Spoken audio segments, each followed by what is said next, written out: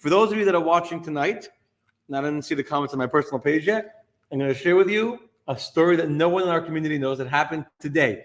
It's actually still happening. And if I tell you that I'm in shock, my brain is still, I can tell you the story. I decided I'm going to talk about this theme on Friday night, too much about dinner. Sunday, I decided to share this story. If Friday night, when I was talking to my guests at the table, I was thinking about what I'm going to do the class on, the Purim class, but what will be the theme? This idea came to my head. And my guests were talking about emunah and building faith. And the truth is there's two kinds of classes. There's some classes that are intellectual. Most classes, they talk to the head, right? They're intellectual. Sometimes you need to talk to the heart. So we talk to the heart. Monday morning, the story that I was going to tell you on Sunday became much, much more intense and much more dramatic. Monday morning, meaning this morning. The afternoon at 5 o'clock, it became even more dramatic with a miracle. So stay tuned, and I'm going to share this story, at least part of it, not all the details, but most of it. We'll start like we do every week. We're going to start with the story of the Bible. All right, we'll start with the story, the biblical character talking about tonight. I hope you can all see me and hear me loud and clear. And then, most importantly, we're going to talk about the life lesson for us from the story. I'm going to make this louder. And then we'll talk about some very personal lessons, okay? Sounds like a plan, my friends? Yes? Okay. So, Bezrat Hashem. First of all, tonight's learning, as always, is dedicated to the Ishmas, Yitzchak Ben Yosef, the Hashem Shem Elevation, and Chaim Shemad B'Chan Rezel, Shloshim is tonight. Okay. So, it's showing slow connection on my phone. That's interesting. Okay. So you can see if the sound is good and the audio is good, let me know. If it's not, so let me know. Okay. Okay. So in the story of the Megillah, we all know the story of the Megillah, right? Achashverosh is a wicked king. He marries Esther, saves the Jews. However, if you look more carefully in the story, there's a lot of details. And the beauty of the story is in the details. So let's go look at one part of the story that some of you may know, but you hope I raise your hands. Who here is familiar with Bigsan Seresh? Yes, Bigsan and Seresh. You know who they are. Sure you know. You know Bigsan and Seresh is? Steve says no. Bigtan v'Teresh. I don't know, Seresh. How do you say it in Hebrew? Bigtan? In Israeli they say Bigtan? Bigtan and Teresh. You heard of them? You familiar with them? No. Dvorah, you know who Bigsan and Dvorah? Do you know who Bigsan and Seresh are? Achashverosh. Okay, so tonight we're going to talk about Bigsan Seresh. That sounds like you have like the two what's those, that big famous tall guy and the fat short guy. Come on, help me out, guys. Not Abbott and Costello. They're also Abbott and Costello. Sounds like Abbott and Costello. Yeah. What? Lauren and Hardy. Okay, there you go. You have this like big fat, like every like pair. You have like the big guy, the one guy's like the guy with the brains, and the other guy's like the yukel that So it sounds like that. Bigsan and Seresh. It even sounds like comedy name that you would like. Bigsan and Seresh. Bigsan and Seresh. I'm glad you guys can hear me. The audio is great. That's great. Baruch Hashem. Thank God. Okay. So Bigsan and Seresh are two characters that make a surprise little cameo appearance in the Megillah. And on a simple, it seems like they are really insignificant to the story. Very insignificant to the story. Let's see what they do. I'm going to tell you some of the story. We're going to talk about why it's actually so important in the story. And again, why that's important for us living today in the year 2024, why it's important for us. Okay, so here's the story. The second chapter of the Megillah, if you can see it on the screen, for those that are watching in my page. So it's at the end of chapter 2, verse 21. It says as follows. In those days, when Mordechai was sitting in the king's gate, Bigsan and Teresh, two of the king's chamberlains of the guard of the threshold, became angry, and they sought to lay a hand on King Achashverosh. And the matter became known to Mordechai, and he told it to Queen Esther. And Esther told it to the king in Mordechai's name. And the matter was investigated and found to be so, and they were both hanged on a gallows, and it was written in a diary that was read before the king. These are the three verses that conclude chapter 2 of the Megillah. And immediately after Esther became queen, those are the verses till verse 21. And then the next chapter begins with, and it was in those days, that Haman became a man of great importance. And then, Haman's name. Okay? These three verses introduce us to two characters, Bigsan and Seresh, who we don't know much about, and that they are the chamberlains of the king's guard. They have a job in the palace of the king, and they came upset with the king. They didn't like the king anymore. They were angry, and they wanted the king. Somehow, Megillah doesn't say how, somehow the matter became known to Mordechai. What does he do? Instead of ignoring, he tells the queen, Esther. And the queen tells the king. King checks it out. Sure enough, they're found to be guilty. They are hanged on the gallows, and it was written in the diary. And that's the end of the story. So before I tell you why this is even part of the Megillah, let me just explain the background here. So these two people, Bigsan and Seresh, were in charge of the king. They had different jobs. Water carrier, in charge of the water. And they did not like the king. They didn't like him. They were plotting a language called Tarshish, how to kill the king. And they were going to kill him by poisoning his water supply. They're going to put a poison in the snake. They're going to somehow poison the king and kill him by poisoning. That was their plan. That was their plan on a simple level. Mordechai was once a member of the Sanhedrin. The Sanhedrin was supposed to know all of the 70 languages in order that if anyone would ever come and testify in court, the Sanhedrin wouldn't have to rely on the translator. Translators are not as accurate as hearing it in the original. And so to prevent that they should have to rely on a translator, different members of the court of the Sanhedrin, of the great men of the 71 rabbis who sat in the actual temple on the highest court of the land of Israel, they actually spoke all the languages. There was a Jew that spoke Tarshish. And he overheard these two men from Tarshish talking in the language they thought that nobody could understand. And he overhears them plotting how to kill the king. He decides to save the king's life. He tells the queen tells the king, and he's now, and then reward Mordechai. He writes it down in the book of the Chronicles, and that's the end of the story as far as we know now. Before I ask you a question, if you were Mordechai, and you heard about two people planning to kill a king, who is an anti-Semite? Let's just remember this. Achashverosh is no friend of the Jews. How do we know he's no friend of the Jews? Yeah, but this is before he actually wanted to kill them. He wanted to kill them. This is before the decree of Haman. But Achashverosh is the one who made a feast for 180 days. For what purpose?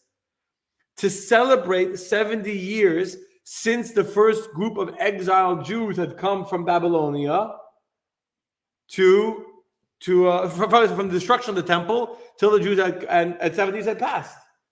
And when 70 years had passed, he thought that the prophecy that had been said by Isaiah, I think it was Isaiah, maybe wrong, that prophecy had been said that don't worry, the prophet told the Jews, don't worry, because yes, you're going into exile, but when 70 years will pass, your fourth generation will return back to the land of Israel and the exile will end.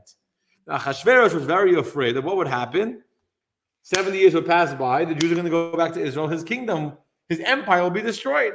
70 years he had not been counting the correct 70 years because the 70 years actually went from when the last group of Jews left Israel, when Gedaliah was killed, and that's when the year started. But he miscounted.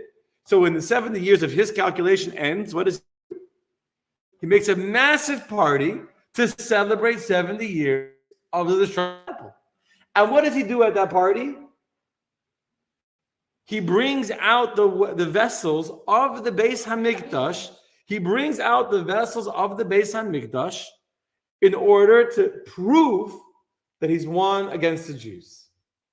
And at that feast, the whole objective was to get the Jews to sin. That was the whole objective. And Mordechai begged the Jews, please don't go to the feast of Achashverosh. It's a trap to get you to sin. Many Jews didn't listen to Mordechai. But Mordechai understood the danger of going to the king's feast. He understood how bad it would be. So Achashverosh is no friend of the Jews. And now, think about this for a second. They don't teach you this in Hebrew school, Mordechai. And you have the chance to try and help save the king's life, or you can just not get involved. It has nothing to do with you. What does Mordechai choose to do? He could have just said, I don't speak Tarshish. Why am I getting involved with troublemakers? Instead, he goes out of his way to tell Esther to make sure that the king should find out in order that the matter should be investigated and they should be found and killed. He didn't say anything. Why does he? So there's a beautiful comment. Why is he getting involved? So there's a very interesting commentary that says that Bigsan and Seresh were planning on blaming the death of Achashverosh on Queen Esther. In their plan, a king dies, someone has to be found as a culprit, right? You can't just kill the king and say no one did it. Planning on blaming it to frame Esther as if she was the one that had killed the king. And therefore, the reason why you had to tell Esther was not only to save the life of Achashverosh, but to save the life of Esther was going to be framed as the murderer of her husband. So that answers why Mordechai felt the need to get involved and told Esther, because this is not a threat to Achashverosh's life. This is a threat on Esther's life. That's a fascinating commentary that I learned looking into this class. That's one commentary, but there's a different perspective. And the different perspective, and I don't remember the name of the commentary who says this, is that Mordechai recognized that the fact that this became known to him meant that it now had become his responsibility to do what he could to save the king's life.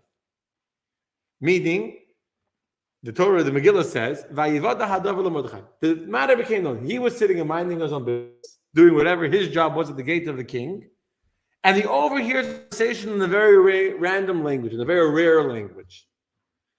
The fact that Mordechai heard it, Mordechai understood this is a meaning to me. God is somehow making that I should be standing here at this time where they're talking between themselves, and I should happen to understand the language that they're talking. It's a sign from God that I am meant to be involved. He understood that. Now, he saved the king's life. And what happens? Nothing. Nothing happens. Nothing happens. 10 years go by, and I apologize. I had a crazy day at a meeting right before. I meant to look double the timeline of years that go by just to verify, so I shouldn't give him incorrect information. But I got distracted. Steve knows I was busy with the meeting, so I forgot. So I'm not 100% that it's 10 years go by. The story of the Megillah, just so you know, we read the Megillah in 40 minutes. It's a 12-year-long story. It happened.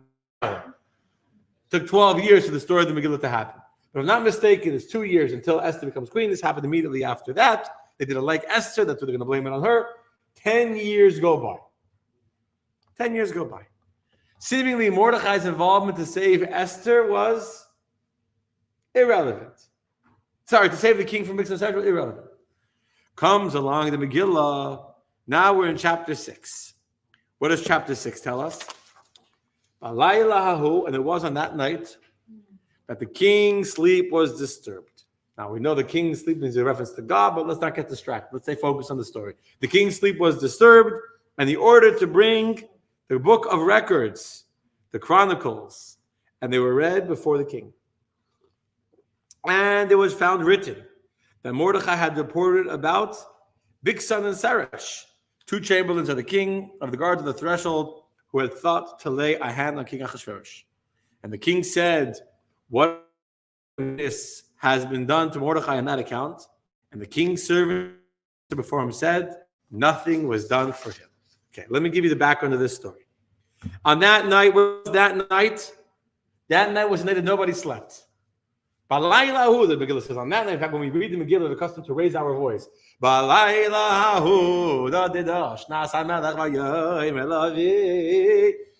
the king no one could sleep the night. That was the night after the first party. The night before, the second party. It's actually also the first night of Pesach, the night when God guards us. So it says on that night, Haman couldn't sleep. Why couldn't Haman sleep? What happened to Haman after the first party? Anyone knows? He left the king's party. Remember, Esther invited the king and Haman to a private party. You guys know the story. And she said, the king says, my dear Esther, what's your request? To half the kingdom and it shall be yours?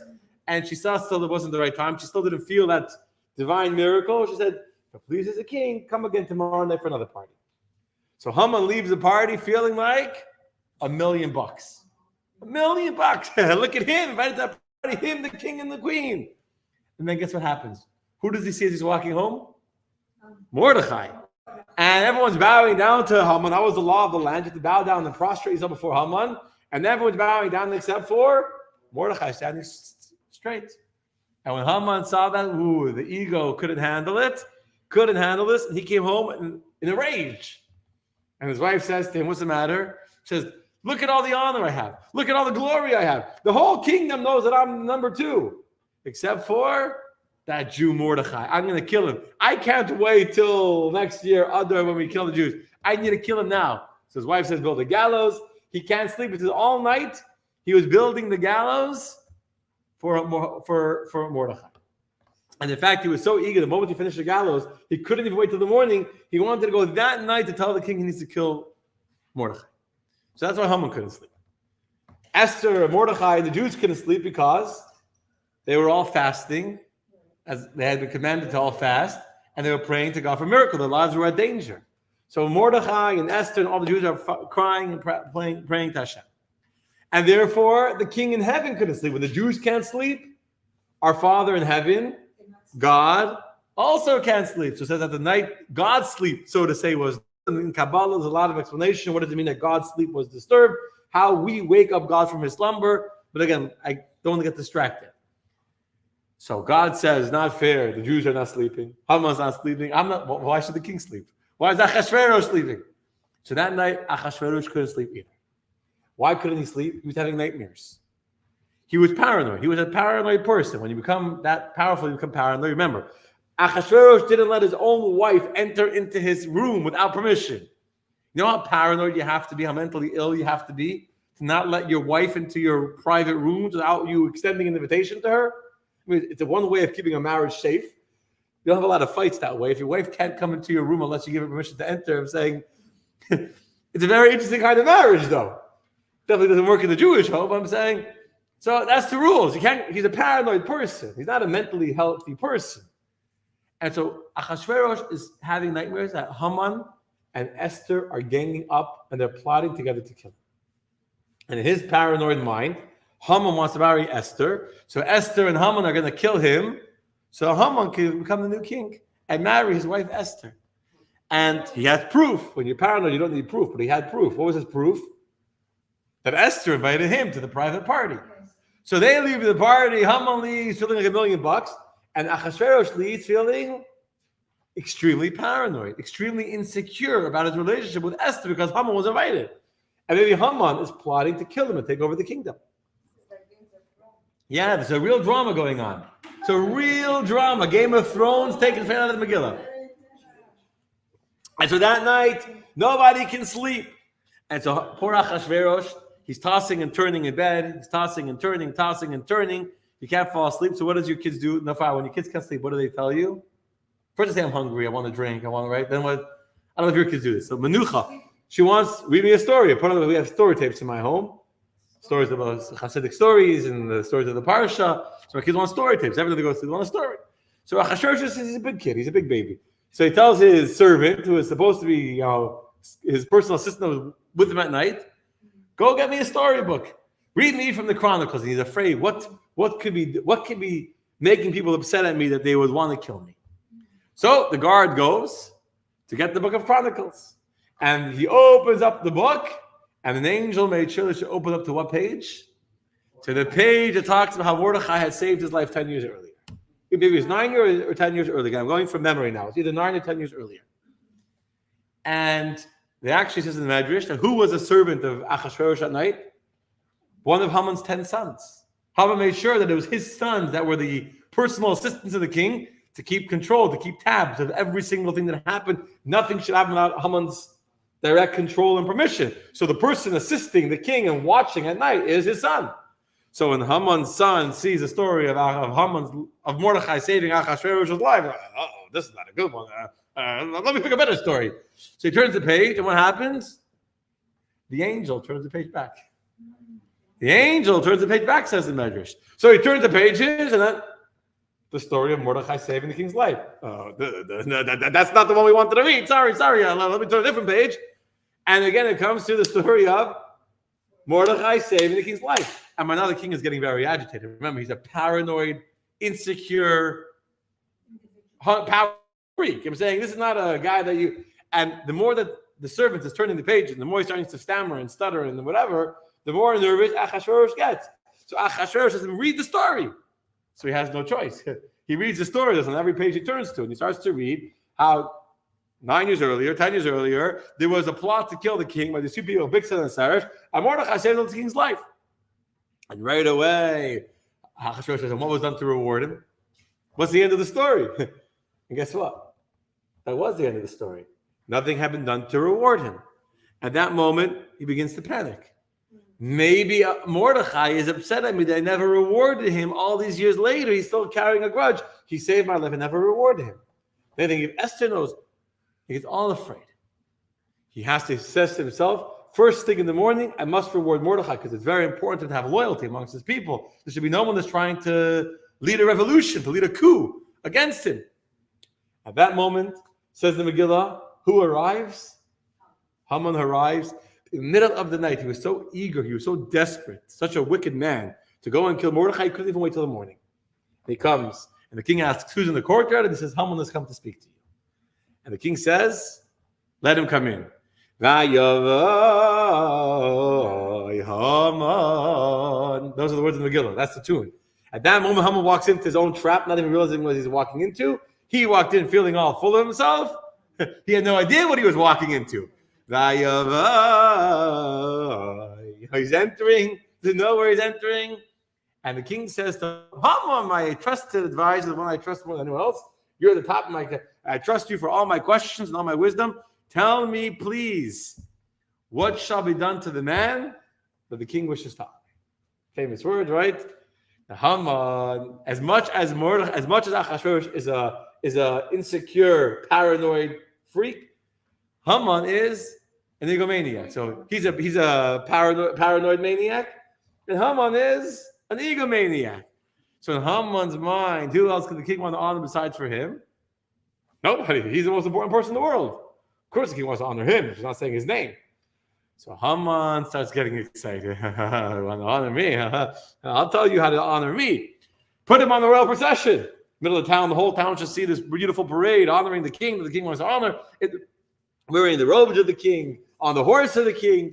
And by the way, Haman even says wearing the crown of the king, and that just did it even more. However insecure, Haman, it's just you have to look at the commentaries to see this. However insecure, Achashverosh told about Haman 10 minutes before. When Achashverosh hears Haman saying, let him wear the crown of the king, he already knew what Haman's ambitions are. So after Haman saw his face, Haman realized that. And he says, that much? And Haman quickly backtracked the crown part because he saw the facial reaction of Achashverosh. And finally, the king says, okay, everything he said sounds beautiful. Go right away and do it to Mordechai. And just the commentaries are beautiful. So look at the Megillah. So Mordechai, which Mordechai? There's a lot of Mordechais. It says Mordechai HaYehudi. Which Mordechai HaYehudi? There's a lot of Jewish Mordechais. Mishnah Lamelech. Mordechai HaYehudi. HaYosef, the one that sits by the king's gate. And he realizes he means the Mordechai, his nemesis. And by the way, I've already did classes on the relationship between Mordechai and Haman, how he once was sold himself as a slave because they were traveling in the desert. He had no food. But I'm going to get distracted and I want to do that. Let's stay focused. So he has no choice. He takes Mordechai out in the morning, a royal parade, to go out onto the parade. And he takes him out of the parade, leading the horse. Haman is forced. None even deals her. Mordechai was fasting. Mordechai didn't even have the strength to climb up onto the thing. And he was not haircutted, not shaved, because he had been fasting and wearing sackcloth and ashes. So Haman had to bathe him. Haman had to cut his hair, make him look fresh. Haman had to comb his hair for him. And Haman used to be a barber back at the time. It was all demeaning and very degrading for Haman. And then he tells Mordechai, Haman, I can't climb up on the horse. So maybe just crawl down your hands and feet. I can use you as a stool to climb up on top of the horse. And Haman had no choice. He gets his hands in the knee. And when he was climbing up, he gives him a kick in the rear. He gives him a kick in his butt.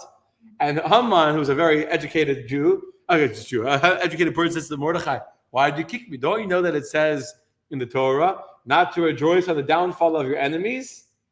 So Mordechai answers that verse that says don't rejoice on the downfall of your enemies is referring to a Jewish enemy. But regarding you, it says about the non-Jewish enemies that on their high places you will tread. That's what the verse says. So I'm fulfilling the verse to walk on top of you. I'm fulfilling the verse. Anyway, they go through a whole procession to the town, and Haman is forced to say, "So shall be done to the man whom the king wishes to honor," as he leads him on a parade through the city, and everyone comes to look at the honor of Mordechai.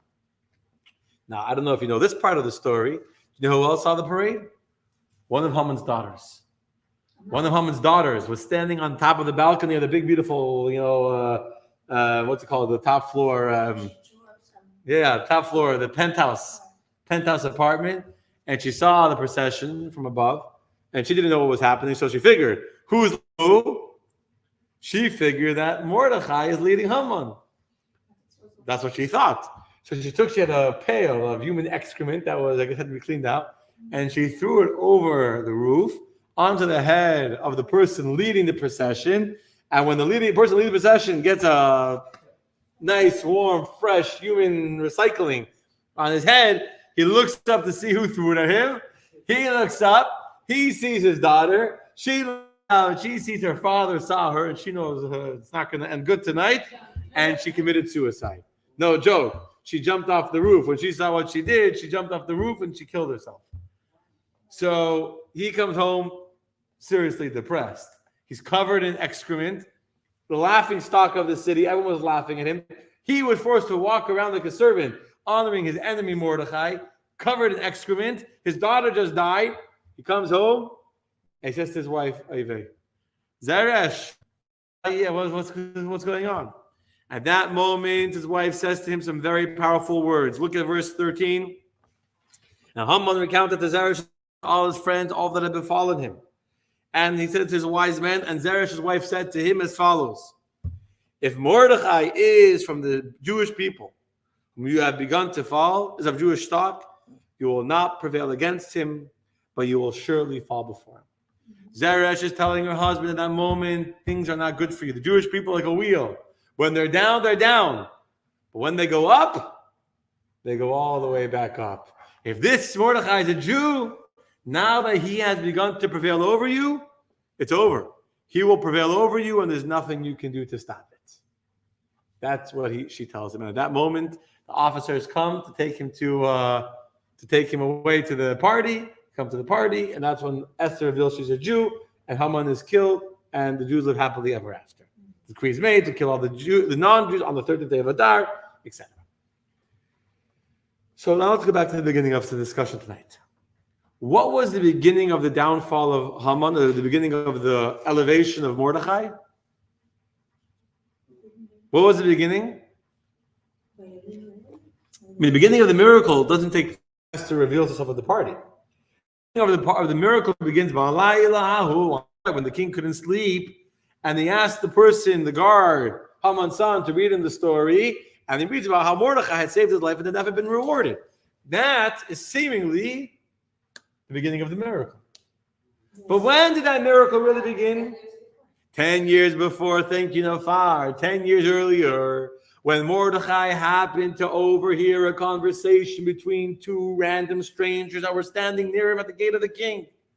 And because he understood the language that they were talking, he was able to overhear their plot. He recognized that God has put me here next, and God put them right there in an earshot that I can hear, play on words, is because God wants me to get involved. He didn't expect anything in return.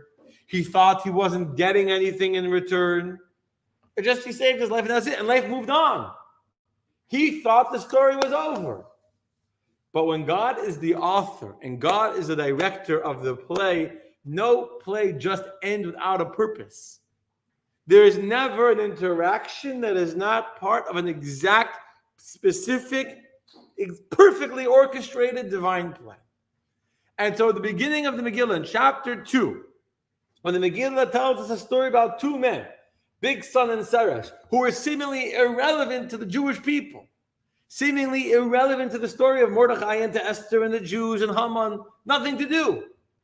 You should know it might take 10 years, but you know that this interaction, because you didn't miss the opportunity, is an interaction of importance that will have a life-changing significance to you in your life. It took 10 years. But meaning as follows. We have moments when we interact with people that we don't know what we're interacting with them for. And it seems like it's just a random thing that happens. But you never know. If you trust God, real emunah, and you truly believe the church, and you have true bitachon, and you truly trust that God knows what He's doing, and you trust that this interaction was for our best, and there's a specific reason why God made it, illustrated it that I should be here, and He should be there, and I should hear this, and be able to have a connection. If you do that, every single story of our lives has significance. I'll tell you a story in a minute. There was a man, his name was Joel Bass. Now, Joel Bass, this is going back years ago, was 17 years old, and he was studying in the yeshiva in Israel. And he had a roommate in the yeshiva in Israel from Los Angeles. His name was Yechiel. He was from Los Angeles. His roommate was Yechiel Salzberg. That's his name. They finished the year. It was like a gap year in between high school and college. So the summer he came home, and Yechiel Salzberg, who was a friend of his, decided to come to Los Angeles to come visit. He called up his friend from the yeshiva. Said, "You mind? I'm going to come. Can I stay in your home for a week?" He said, "Sure." So Yechiel comes, and he's staying at Joel Bass's home in Los Angeles. He rented a car. They're going around. One night, Joel is a young man. He's 17 years old. He's still stupid. I shouldn't say that, but 17 years old. So sometimes they're not so smart. They had a few drinks. It was late at night. Yechiel Salzberg was sleeping. But he has car keys. His car rental was there, and Joe was drinking with another friend of his. He says, "You know what? There's a car in my driveway. Let's go for a joyride." It's late at night, and Joel takes his friend's car without his permission, without a license, without being able to drive, a little intoxicated after a few drinks. He is driving around Los Angeles, probably speeding, and guess what happens? He sees a car ahead. He can't stop. Terrible accident. Smashes the car. And he realizes, I don't have a license. I'm going to get arrested, DUI. He runs, him and the other guy in the car, the other friend of his name was Morty. They both jump out of the car and they flee the scene. The car was not going anywhere. The car was smashed, totaled. They run away. They didn't hit anyone. They hit another car. They hit another car. I don't know the condition of the other person. I didn't hit in the story. It doesn't say what happened. No one died from it. You know what I'm saying? But they smashed into another car. You never were in a car accident? You were able to walk after? What do you mean, how did they run away? If anything, their adrenaline was high. After a car accident, your adrenaline is high. You don't think. They ran. It wasn't like they didn't it wasn't on the highway at 100 miles an hour that they were all dead. It was a car accident. It wasn't a fender bender where they could drive away. The car was, they smashed into another car, but it was no one was injured in the accident, okay? As far as I'm concerned. They both run. They run back home. He wakes up, this guy Yechiel who's sleeping. Says, he's like all shaken up and all. He says, "I just smashed your car. I don't know what to do. I ran away. I don't have a license." He's like, "What should we do?" His car that he rented is stuck in the car accident. Like, he has to go get his car.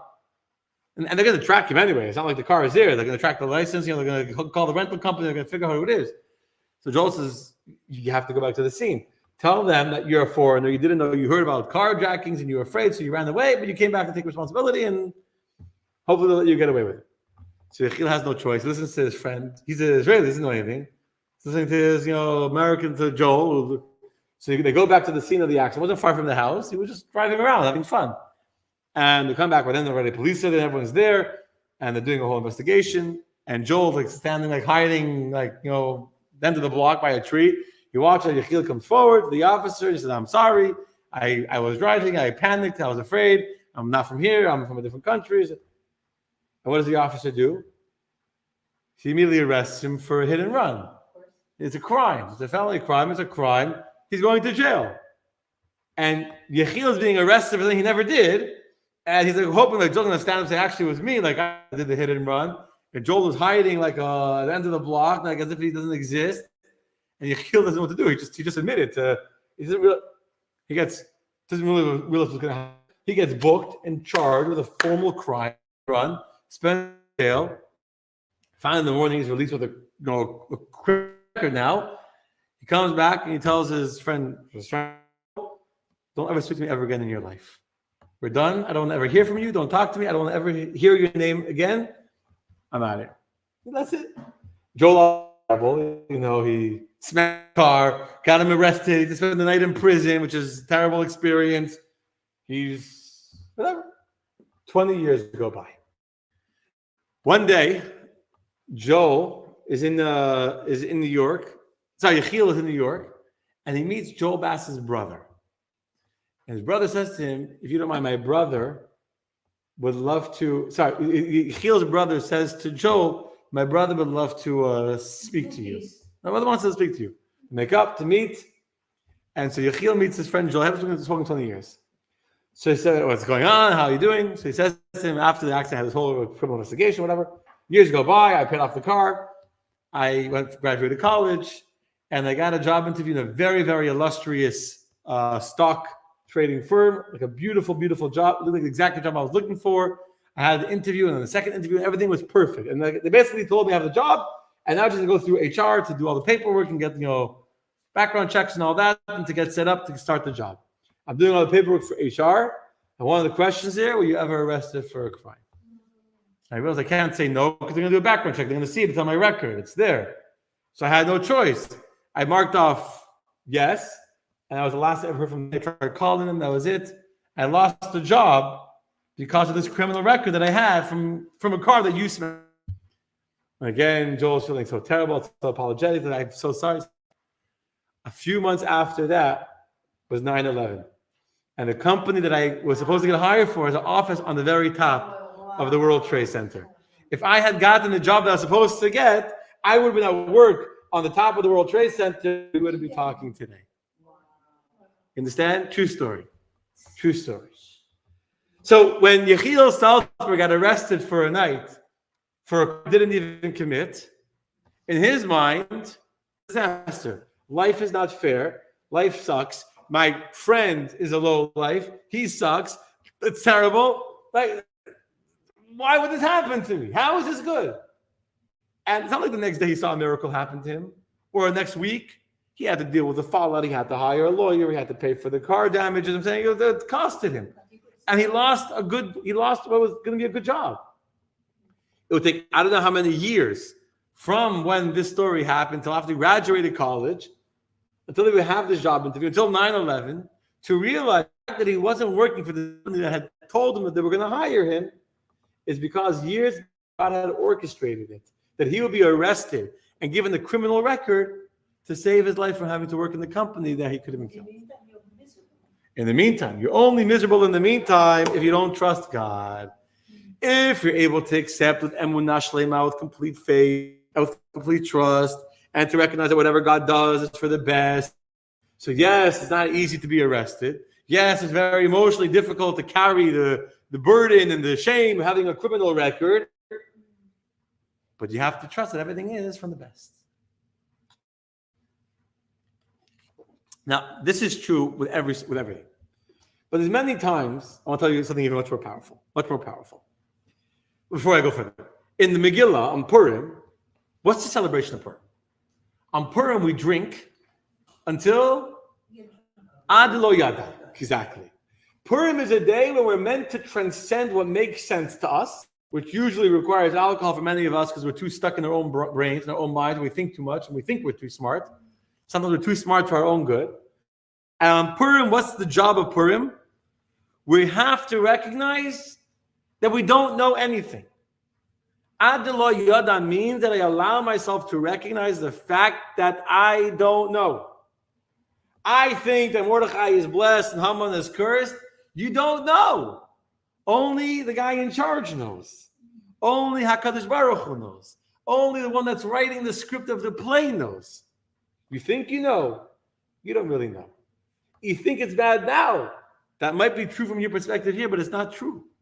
Ad Lo Yada means that even though it may take years to find out, but what we know is not the whole story.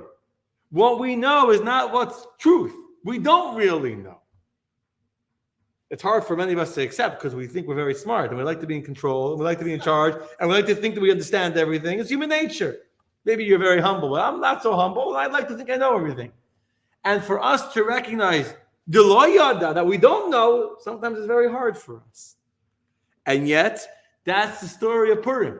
Comes along the few verses in the Megillah to tell you a story of two seemingly random strangers who seemingly had nothing to do with anything, to tell you that God is the one that He knows. And the only way to experience a miracle is to recognize that you don't know. But let me tell you something more. Many times, many classes, we've talked about the fact that God puts people into our lives for a reason. Now, that's people in our lives. So we recognize that you have family members, and obviously I have a divine responsibility or divine obligation to my family, to my wife, to my kids. We recognize that when you end up in a job in a company and you have a coworker who works right next to you, or you buy a house and you have a next door neighbor. So nothing is just by accident in Judaism. It's a basic idea in Judaism. A basic idea is to believe that God is not just the creator of the universe, but God is Manik HaOlam. Manik HaOlam means He's the director of the world. He's driving the train. He's directing traffic. So when God decides that you should live in this house, you could have bought that house or that house. You bought this house. And God decided your next door neighbor should buy that house. It's not random. It's not just, whoops. Oh, God didn't have where to put this guy, so okay, I'll just dump him here. No, the fact that this guy lives next door to you is divinely ordained that God wants there to be a reason why you're next door neighbors. Sometimes we see it. Sometimes we don't see it. I shared with the community a story. My old house had a next door neighbor. It wasn't Jewish. Hello to him, hi to him, whatever. We weren't especially close. We had a very, very friendly relationship with the neighbor. He's a good neighbor. We got along. We would talk. We would, kibbutz here and there, the garbage, this, that, whatever. And then his daughter sadly committed suicide. It's a story, an older daughter. She wasn't like, I don't know, in her 20s. She had kids. She had a kid, if I'm not mistaken. And I went over with homemade brownies, I went over as a neighbor. I came a little closer. I went into my home for a dinner, whatever. And from that, he ended up donating his daughter's car. His daughter had a car. He didn't know what to do with it. He didn't want to say, he didn't need the money from the car. It wasn't like a brand new car. He didn't want the money for it. He wanted to know that car would help someone in need. And so he asked me if I know someone, not Jewish. And that's why I thought like he's not Jewish, but we were very friendly. We always got along very nicely. And he asked me if I know, so he was telling me his daughter's car. He doesn't know what to do with it. Like, it's a sentimental value to him. He bought the car for her. It's like sentimental to him. And I wrote about this in the email, and I shared a picture and all this. This is a few years ago. And there's actually a woman in the community that had a son going to school. She had a car that was broken. She had zero money. She had a leak in the roof, and there was a whole. I was able to make a shidduch between the two of them. And she came over to the house, and he gave her the car, and she was crying. And it was an extremely, he was crying, she was crying. They were hugging. It was very emotional. It was one of those moments when you see the hand of God, when you literally see the hand of God. Just remembering now the story. Just remember this now. He was crying. He was giving his daughter's car to a woman. She was crying that God did her a miracle. And they were both crying on each other. And it was just very, very, very powerful raw emotion at that time. Both of them were dealing with tremendous emotions. She was going through a very, very hard time. And literally out of the blue, I said, come to my house. I have a brand new car for you. Free. I remember what it needed, like an oil change, maybe brakes or something. Free car. Her son would be able to go to school. She was able to take her daughter to school. She was able to go to work. She couldn't go to work. She couldn't do anything. She had no vehicle. And for him, knowing that his daughter's car was going to help someone, instead of selling it for whatever, a few $1,000s, to him was the greatest sense of comfort and consolation that he could have from his daughter. And both of them were hugging each other and crying. So that was my divine. Here I saw why this person, my next door neighbor, I was able to make a shidduch between his daughter's car and the woman in our community that didn't have a vehicle, be able to put them together at the right time, the right moment. So I saw how by being involved and by being present for him at his time of need and going over with a homemade brownies. I don't know how what Shiva works in the non-Jewish home. They're very Christian. They're devout. They go to the church right here in Kroger, like a very religious Christian family. But by being present, by recognizing if I'm a next door neighbor, I have a moral obligation to care, to be there, I was able to make a tremendous mitzvah for someone else. Tremendous mitzvah. So that is when God puts you next door to someone. And I'm saying something about my next door neighbor now. Then I moved. And by the way, I felt like after that happened, like I fulfilled my divine mission. I'm telling you how I feel. I feel like I fulfilled my divine mission living in that house. I was there for 9 years, 10 years I lived in that house. 10 years I lived in that house. It was all for the sake of being able to make the shidduch. After that divine purpose was accomplished, and this vehicle went from this girl, she was a girl, to the woman, I did my job there, and then it was time for me to move on. Now I have it where I live, has to have a divine mission. My neighbor across the street is Jewish, my next neighbors are not Jewish, ones I'm closer to. Everything is a divine mission, everything. You have to walk around life with eyes open to believe that God is putting us where we are, with the people where we are, to have an influence on them. They're there for a purpose, and we're there for a purpose. But the story of Bigsan and Seresh is even more, because that's what Mordechai tells Esther about Achashverosh. You're marrying the king, who knows what's the purpose, but obviously there's a purpose. The story of Bigsan and Seresh is more powerful. The story of Bigsan and Seresh is a story that seemingly was a random stranger that had nothing to do with Mordechai. See, there's a big difference. If you have a coworker or a next door neighbor, I can understand God made it that me and this person should spend 8 hours a day working in the same office. So I have, or that I should live every single time I take out my garbage. I should see this. I understand that there's some kind of a relationship, or that we a doctor and I go to them on a regular basis, or this is my friend. Like, so my social circle that God made, I obviously have a responsibility to my group of friends, to the people that God made a part of my extended family. But what if you're just driving and you see a random thing happen, a random accident? You're about a random stranger, a random stranger. The random people, I'm saying random, I should say it like this. The random, because there's no random. The things that look like random are just as much divinely planned. So when you're on the airplane, who's sitting next to you? Who cares? There's a random stranger. No. There's a mitzvah waiting for you. Now, sometimes we'll see it. Sometimes we'll see the value of that conversation, that interaction. Sometimes we won't. But we have to recognize that the fact that I'm sitting and see this, and I've had stories. I posted videos of people that I met on planes where I've spent hours talking to them, put on film with them, guided them, inspired them. I took someone to the aisle from a trip to the aisle. I took someone to the airplane. It is. Because we believe it. Because we believe on the plane. When I sit down on the plane, my spiritual antenna is up. It's because when you're out of your natural habitat and your natural orbit, you immediately so why is God putting me here next to this person? Like who's next to me? And after October 7th, I started doing mitzvahs on the plane and walking up and down the plane to ask people if they're Jewish, they want to do a mitzvah. God willing, I'll tell you, tomorrow I'm going to the aisle for 3 hours. I'll tell you maybe why in a minute. So we're going to inspire myself right now and to see what Jews will find to do a mitzvah out of your natural habitat. But that's why the rabbis have these stories, because we walk around a plane, there has to be a reason why this person is next to me. Now, sometimes we don't see the connection, but sometimes it's there. And if they're Jewish, they should have known before. They should ask the flight to make sure I'm not next to a rabbi. I want to enjoy my flight. But they don't know that. There's a reason. There's a reason. I've had real powerful interactions in airplanes. Not every time, but I've had real interactions. I know a story of a rabbi. Here, I won't say his name. I don't have permission to say the story with his name. I don't know if he would want me to say the story, but he was trying to get it's a whole long story, trying to get buy a property for his Chabad house. And the bank didn't want it. It was a bank owned. The bank wasn't interested in selling it. They were holding on to it. So he had made an offer. They weren't interested. Like the bank wasn't interested in negotiating. So there's no one to talk to. The bank's not interested. No one to talk to. One day he's driving past, and he sees an older gentleman is near the property in the plaza, and he sees the guy trips and falls. He trips. Story here in South Florida. I know the rabbi's not saying his name because I don't have his permission. He trips and falls. He trips and falls, and so this rabbi stops the car, runs over and says, "You okay?" And he was bleeding. He cut himself. "No, I'm fine.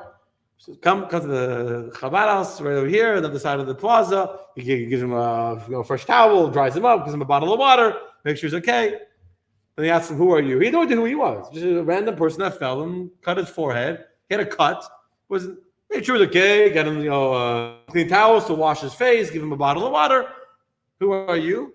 "I work for the bank. And we're coming to see what the place is." "So you work for the..." Listen, my friend, you're sitting here in my Chabad house. You know the story. So it's a famous story. Rabbi Bronson, if you know the story, it's a true story. So you're sitting here. You think you fell because Rabbi Bronstein, right here. It's Rabbi Bronstein right here. His Chabad is in the plaza. He wanted to buy the place where his Chabad is now. By the foodery. By the foodery. It's an old story. And the bank wasn't interested in talking to him. The bank told him, we're not interested. Like, don't call us. Don't do it. They just gave him the cold treatment. There was no one to talk to. He was trying for I don't know how many months, a year. And there was the banks get overwhelmed. And they no one's on the case. And there's no one to talk to about the case. Now they sent the person to look at the property. And the guy fell. Now, why did he fall? Not because he's a klutz. Not because he's a yokel that needs to get a cane. He fell because God was orchestrating an opportunity for the rabbi to see that there's a guy that fell. And if he would have said, well, it's not my business, then he would have missed the opportunity. The reason why he was able to buy the building is because that random occurrence, when he happened to see a guy trip and he went to give him a bottle of water and to wash his face, was the doorway for him to get into the bank and basically get the deal. It's compassion, being aware that if God... I heard a story that with one of my kids' teachers, Rabbi Engel. It's not a professor. Rabbi Engel's a teacher in Hebrew Academy. A few weeks ago, he was driving with his wife and kids in the car. A few weeks ago, they were driving in the car, and a car, someone drove off the road into a canal. This is a few weeks ago. He's actually a certified lifeguard. They stopped the car. They went to the car to go, and there was three people. I heard the story from my daughter. There were three people in the car. Two got out right away, and one someone was trapped inside in the car, went into the canal. And this Rabbi Engel, he jumped into the water. He went into the water, into the canal, managed to get open the door and climb into the car and pull the woman out and take her to safety and save her life. Happened a few weeks ago.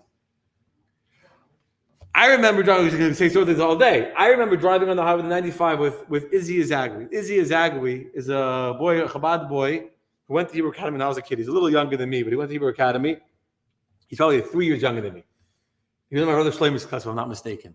And he went after school, he went to join the army. He lost his arm in Gaza maybe in 2005. He was here. He came to Florida on a tour, and I went to pick him up. He spoke, I think, if I'm not mistaken, he spoke about Halland. I don't remember which Chabad, somewhere down south.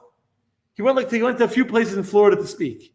This is going back years ago. And I went to pick him up from wherever he was staying to come to our Chabad, and then he stayed in a hotel here, and then he went to somewhere else the next day. So I had to pick him up, and we were driving on the 95 from wherever down, I think it was in Halland, if I'm not mistaken, I don't remember which Chabad house, whatever, somewhere down south.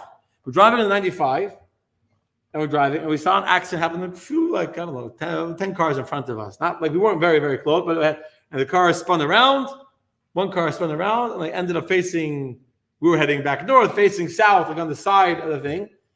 And Izzy Azagwi is only one arm. He lost an arm. But he's insisting going back to his army, whatever. And so most people that have only one arm are not the guys that you think are the heroes wanting to go see what's happening in the car. He screams at me, stop the car. So I pulled over to the shoulder. And we passed it. He jumped out of the car so fast, he hit the door handle off my Toyota Sienna. He broke my door handle. But his adrenaline kicked in like a soldier. You see what a soldier is, a soldier in the IDF. They're the bravest people in the universe. Yanked my door handle off. And he's running down the highway towards the accident. Thinking everyone was okay. There was, everyone was fine. No one was severely injured. Ambulance came, but no one, everyone was fine. But he ran to go and see what he could do to save them. Now, many people, and you see sometimes these horrific videos that are heart-wrenching of someone getting run over on the street or of a fight going on. Today's even worse. Say the kids at school, they have fights, and all the kids that are helping, they all pull out the cell phones to see who can get the best video. It's an illness. It's an illness. It's the culture, it's society, there's many, whatever. But I don't want to get distracted. Forget about even that. You see videos of people that got knocked over, that guy got mugged or whatever, and people continue walking, they don't want to get involved. You see these horrific videos, they're horrific. That people stop, that people don't want to stop, they don't want to get involved, and the guy's lying there on the floor, and you see, guy gets hit by a car, and 30 people walk by the person before someone stops to help. Horrific videos. But if you're a Jew, and if you have belief in God, and if you see an accident happening, if you see a person sitting next to you in the airport, it have to be a dramatic, accident in the car in the canal, and you jump into the water and save someone's life. It could be a guy tripping on the sidewalk. It could be someone dropped something in Publix. It could be Bigsan Seresh having a conversation with each other. It could be any small thing. Not someone that's a part of your life, Not someone who maybe don't even know their name. It's not like someone that you work with or who you're friends with that you know for the last 30 years and that you have a deep relationship with. They're a random stranger that happened to walk by you in Publix and trip. They're a random person. The trip. What the hell? I went to shop one time in Publix during COVID. Yeah, masks, yeah. I actually tripped. So there was some kind of water, whatever. I tripped like badly. I couldn't move. Nobody came to me. No one was even looking my way. They were at the produce section. Yeah. Nobody. I had to get up myself, and it took me a while to get up. And I literally limped all the way to customer service and begged them to acknowledge of what just happened. It's a horrible, horrible feeling. But you know what? Wow. So the fire saying she had that where she fell and no one ever ignored her. And you see videos. I've seen videos like this that break your heart. Okay, the money afterwards, we'll get a settlement and we'll get the portion. But I'm saying let's the point is that Bigsan and Seresh were random strangers to Mordechai. It's not like Esther marrying Achashverosh. Obviously, we understand that if of all the women in the kingdom that were chosen by the king to be the queen, to be the wife of the king, is Esther, so Mordechai is a big genius. He understands that obviously God has a plan for you. That we understand. What Bigsan and Seresh is teaching us is something far greater. That even a random stranger that you just happen to overhear their conversation. You're sitting next to them in the doctor's office. You're on the plane next to them. You're in some random situation where your paths are crossing for a few minutes while you're sitting at the gate of the king. And it would be totally acceptable in today's society to mind your own business and not get involved and stay in your lane, whatever other beautiful things they say today. I'm being sarcastic, and not get involved. And yet, the story of Bigsan and Seresh, the beginning of the downfall of Haman and the beginning of the rise of Mordechai began 10 years earlier when Mordechai did not ignore the opportunity to help a Jew hater, an anti-Semite. Remember, Achashverosh was an anti-Semite. Achashverosh was glad when Haman said, "Let me kill the Jews. I'll pay you, King Silver." He says, "I don't want your money. Please. I'll be very happy if you kill them." A man that had made a party for 180 days to celebrate the destruction of the temple. And Mordechai understood that if God is making me overhear a conversation, then obviously it has a message for me. Okay, now I promised you a story, even though a little late. Very personal. This is a highly, highly personal story, and it's still developing as we speak. Still developing. I don't even know. I mean, I know it ended good. I already knew it ended good before it was ending good. No, that's one story. Now I tell you a story happened today. 15 years ago. 15 years ago. No. 15 years ago, right here in this very building, exactly where I stand right now, a woman walked into this building. I'm not going to say her name. You never know who's watching the class. Also, at that time, she was a fire inspector. And she came into this building, and she made an inspection, and she had her main issue was that the occupancy low. This is before there was a firewall in front of me over here. It was all one big 6,500 square foot room with curtain hanging. If you remember, if you were back here back then, Vivi was here, right? There was a curtain hanging, and where we stand now was just like a storage room full of junk that we were like doing a thrift store every other Sunday, whatever. It was, we had a huge space, and we weren't like we're a small minion. We were just starting. We were like, I don't know, 15 people on Shabbat, 20 people, whatever. I don't know how many people we had. We didn't even have Shabbat. It was like we had. And she came in, and she shut us down. Not just she gave us a violation. She gave us a cease and desist order. We were not allowed to be in the building for a full month until we built a wall, until the whole story. And that moment was a very difficult moment, but it was a transformative moment. It was a transformative moment when our community went from like literally being like a very small fledgling little group of people meeting in some massive space with a curtain hanging and like trash next door to looking like a shul, becoming a real community, and with the people putting money on the line and building a wall and creating a proper space and a proper entrance, etc. That same woman that walked into this building Thursday, and she didn't walk in to wish me a good morning. It was actually afternoon. It wasn't to wish me a good afternoon either. It was, I had a 5-minute heads up that she was coming. It was after an hour-long Zoom meeting with her about the fire sprinkler system, about the We still don't have a CO on the job next door that wants to put a sprinkler system after the fact. Whatever. It's a long story. Details are not important to say.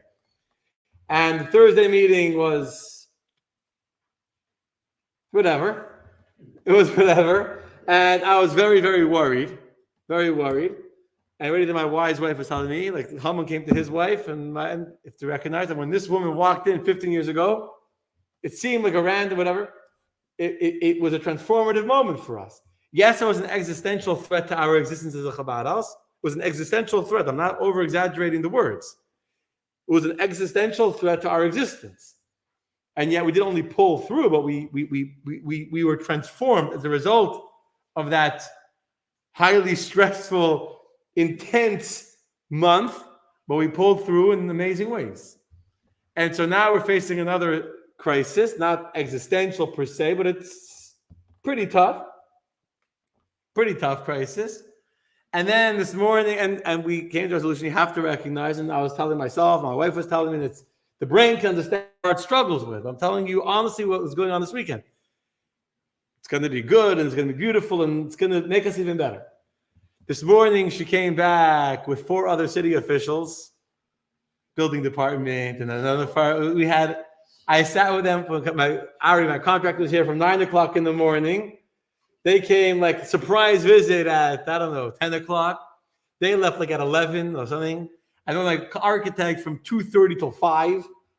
I was in Hollywood. And I don't want to say too much of the story because when they were here this morning, and we don't have a sprinkler system, so they have a life safety violation, or the way that they're counting the occupancy load, we have over 300 people in the building, which means that there's a life safety violation in the building that has a sprinkler system, even though we have permit. We've gone through the fire department in 2010 that we don't need a sprinkler system in here. They have that on their records. And they were discussing between themselves what to do, and then they left. And and convincing myself, no, you have to recognize that this is the random person. What's her, I haven't seen her in 15 years. And she's proud. She reminds me, she told Adriana, I shut them down in 2010. I remember I know how Chabad, you understand? She was the woman that I had to pay to be our fire marshal on the first night of Rosh Hashanah. We had dinner because we didn't have a push bar on the door. Never. And then this evening, like at 5 o'clock or 4 o'clock, I didn't see the email till 5 o'clock to the Havasam. An email that we found the code. You don't need a sprinkler system. We don't need a sprinkler system. We don't. That she's in code, whatever. We're right, and we don't need it, and you just need to change the exit signs, whatever. We need an alarm, but we don't need the sprinkler system. Miracles. I'm telling you, I'm still going. Today, I booked a flight to go to the isle tomorrow. Because when you're in trouble and you know that you're facing, and we're talking about $150,000 to put in the sprinkler system after the fact, or the $200,000 you have to shut down the woods, to destroy the buildings, whatever. It's not. We don't have the money. It's a serious situation. And when I was in the architect's office, we're telling them, we said l'chaim, after we started 3 hours, whatever, the architect, who was a Jewish guy, I put on tefillin with him and with his son, I put on tefillin, and we talked about the Rebbe, because he had a dollar of the Rebbe hanging in his office. Then they pulled out a l'chaim, we said l'chaim, and I told them, this is going to be a moment of growth for us. It's going to be a moment of, and already now, miracles are happening. Miracles are happening. It's literally a pure miracle. So I'm telling you, it's still happening. I don't know what the end of the story is. I know it's going to be a good story. But part of the miracle happening is because we have to recognize in our minds that every single interaction has to be for the good. If it comes from God, and everything comes from God, then because God is the ultimate of good, and teva hatoiv lehetiv, the nature of good is to do goodness. The nature of good is to do goodness. Therefore, obviously, God is with us. And God is going to do good for us. And when we recognize that, we can feel that and live that, then we experience open miracles. And I'm sharing the story that's going on, and that's the story. Every interaction has to be for the best, for the good, and God is with us. God gives us good. Don't give up the opportunity when something seems difficult. You see someone falling, hurting. There's opportunity here to do a mitzvah. Okay, Laila, my friends.